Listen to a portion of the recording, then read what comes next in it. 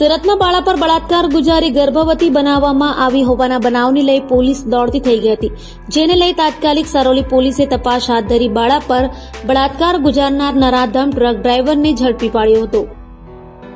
સુરતની સારોલી પોલીસ પાસેથી મળતી માહિતી મુજબ સણિયા હેમત વિસ્તારમાં રહેતી શ્રમજીવી પરિવારની 13 વર્ષની બાળાને પડોશમાં રહેતા 21 વર્ષના રાઘવેન્દ્રસિંઘે પ્રેમજાળમાં ફસાવી હતી।